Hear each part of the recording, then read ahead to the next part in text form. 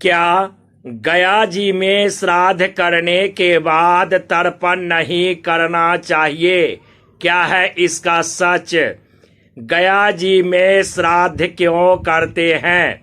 इन महत्वपूर्ण चर्चाओं को लेकर आज आपके बीच में उगन महादेव ज्योतिष केंद्र यूट्यूब चैनल पर पंडित संजय शुक्ला शास्त्री आप तमाम दर्शकों को कोटि कोटि नमन वंदन अभिनंदन करता हूं।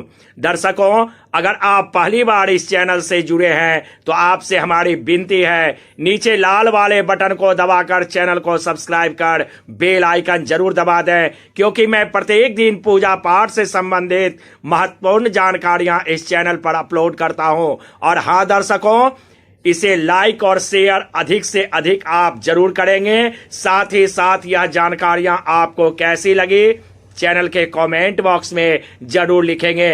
तो लीजिए दर्शकों, आज के विषय का मैं चर्चा प्रारंभ करता हूं। सर्वप्रथम मैं आपको बताने जा रहा हूं कि गया में क्यों करते हैं श्राद्ध, क्या कारण है। दर्शकों, वैसे तो श्राद्ध कर्म या तर्पण करने के भारत में कई स्थान हैं, लेकिन पवित्र फल्गु नदी के तट पर बसे प्राचीन गया शहर की देश ही नहीं बल्कि विदेशों में भी पितृपक्ष और पिंडदान को लेकर अलग पहचान है। दर्शकों, पुराणों के अनुसार पितरों के लिए खास आश्विन मास के कृष्ण पक्ष या पितृ पक्ष में मोक्ष धाम गया जी आकर पिंडदान एवं तर्पण करने से पिंडों को मोक्ष की प्राप्ति होती है और माता पिता समेत 7 पीढ़ियों का उद्धार होता है। दर्शकों, पितृ की श्रेणी में मातृ पूर्वजों, माता पिता, दादा दादी, नाना नानी सहित सभी पूर्वज शामिल होते हैं। व्यापक दृष्टि से मृत गुरु और आचार्य भी पितृ की श्रेणी में आते हैं।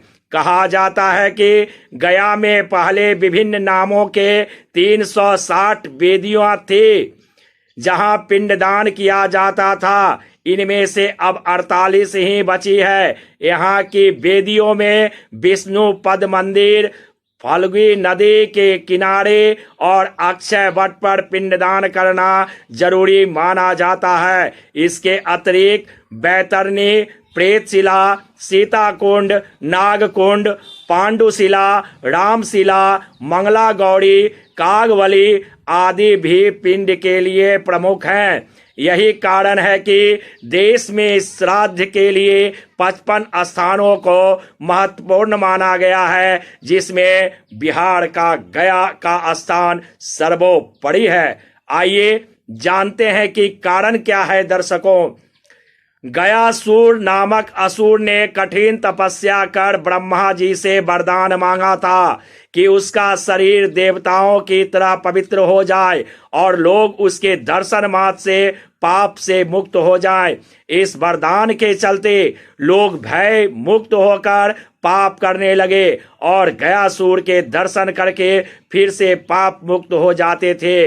दर्शकों, इससे बचने के लिए यज्ञ करने के लिए देवताओं ने गयासुर से पवित्र स्थान की मांग की। गयासुर ने अपना शरीर देवताओं को यज्ञ करने के लिए दे दिया। जब गयासुर लेटा तो उसका शरीर 5 कोस में फैल गया। यही 5 कोस जगह आगे चलकर गया बन गया। दर्शकों, देह दान के बाद गयासुर के मन से लोगों को पाप मुक्त करने की इच्छा नहीं गई और फिर उसने देवताओं से वरदान मांगा कि यह स्थान लोगों को तारने वाला बना रहे। तब से ही यह स्थान मृतकों के लिए श्राद्ध कर्म कर मुक्ति का स्थान बन गया। दर्शकों, कहते हैं कि गया वह आता है जिसे अपने पितरों को मुक्त करना होता है। लोग यहाँ अपने पितरों या मृतकों की आत्मा को हमेशा के लिए छोड़कर चले जाता है। मतलब यह कि प्रथा के अनुसार सबसे पहले किसी भी मृतक तो तीसरे वर्ष श्राद्ध में लिया जाता है और फिर बाद में उसे हमेशा के लिए जब गया छोड़ दिया जाता है तो फिर उसके नाम का श्राद्ध नहीं किया जाता है। कहते हैं कि गया में श्राद्ध करने के उपरांत अंतिम श्राद्ध बद्रिका क्षेत्र के ब्रह्म कपाली में किया जाता है। दर्शकों, गया क्षेत्र में भगवान विष्णु पितृ देवता के रूप में विराजमान रहते हैं।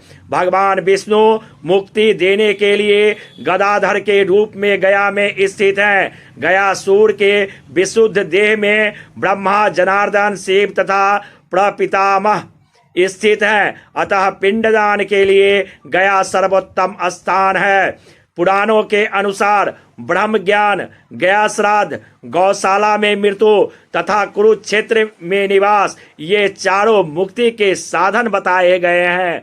गया में श्राद्ध करने से ब्रह्म हत्या, सुरापान, स्वर्ण की चोरी, गुरु पत्नी गमन और उक्त संसर्ग जनित सभी महापातक नष्ट हो जाते हैं।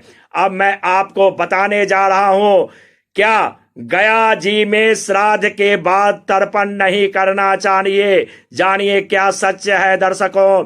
शास्त्र का वचन है दर्शकों, श्राद्धं इति श्राद्धम, श्राद्ध्या इति श्राद्धम, अर्थात श्रद्धा ही श्राद्ध है। प्रत्येक व्यक्ति को अपने पूर्वजों के निर्मित यथा सामर्थ्य श्राद्ध अवश्य करना चाहिए। मान्यता है कि श्राद्ध न करने से हम अपने पितरों के कोप के भागी होते हैं। अतः प्रत्येक व्यक्ति को अपने पितरों की तृप्ति हेतु श्राद्ध करना आवश्यक है। शास्त्र के अनुसार श्राद्ध के कई अवसर बताए गए हैं, किंतु महालय अर्थात पितृपक्ष में तो श्राद्ध अवश्य ही करनी चाहिए। इसी प्रकार श्राद्ध संगम तट, तीर्थ स्थल एवं पवित्र नदी के तट पर करने का भी बहुत महत्व होता है। इन सब में गया श्राद्ध की अपनी विशेष महिमा व महत्व बताया गया है। दर्शकों, माना जाता है कि गया में श्राद्ध करने के पश्चात पितर देवलोक प्रस्थान कर जाते हैं। कुछ विद्वान गया श्राद्ध को अंतिम श्राद्ध मानते हुए इसके पश्चात श्राद्ध न करने का परामर्श देते हैं, जो पूर्णतः अनुचित है। ऐसी बात कहकर वे आम जनमानस को भ्रमित करते हैं। शास्त्र के अनुसार गया श्राद्ध के पश्चात भी बद्रिका क्षेत्र के ब्रह्म कपाली में श्राद्ध करने का विधान है। शास्त्र के अनुसार वर्णन है कि प्राचीन काल में जहां ब्रह्मा जी का सिर गिरा था, उस क्षेत्र को ब्रह्म कपाली कहा जाता है। गया में श्राद्ध करने के उपरांत अंतिम श्राद्ध ब्रह्म कपाली में किया जाता है। हमारे शास्त्रों में श्राद्ध क्षेत्रों का वर्णन प्राप्त होता है, जिसमें श्राद्ध करना श्रेष्ठ माना गया है। ये स्थान है प्रयाग, पुष्कर, कुशावर्त, हरिद्वार, गया एवं ब्रह्म कपाली बद्रिका क्षेत्र।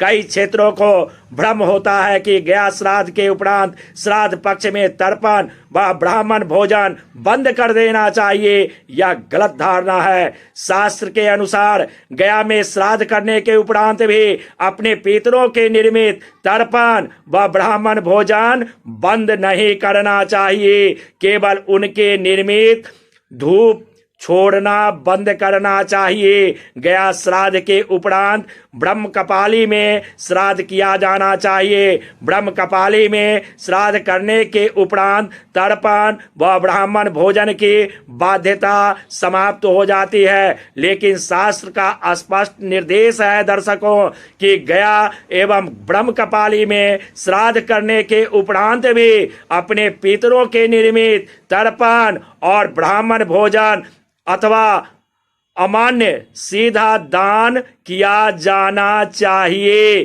दर्शकों, अगर यह जानकारियां आपको अच्छी लगी हो, बहुमूल्य समय निकालकर वीडियो देखने के लिए आपको बहुत बहुत धन्यवाद। वीडियो को अधिक से अधिक लाइक और शेयर जरूर करेंगे। फिर अगले दिन मिलते हैं विशेष जानकारियों को लेकर। पितरों को प्रसन्न करने के 10 अचूक उपाय क्या हैं, अगले वीडियो में बताऊंगा। तब तक पितरों का आशीर्वाद आपके ऊपर बनी रहे। नमस्कार।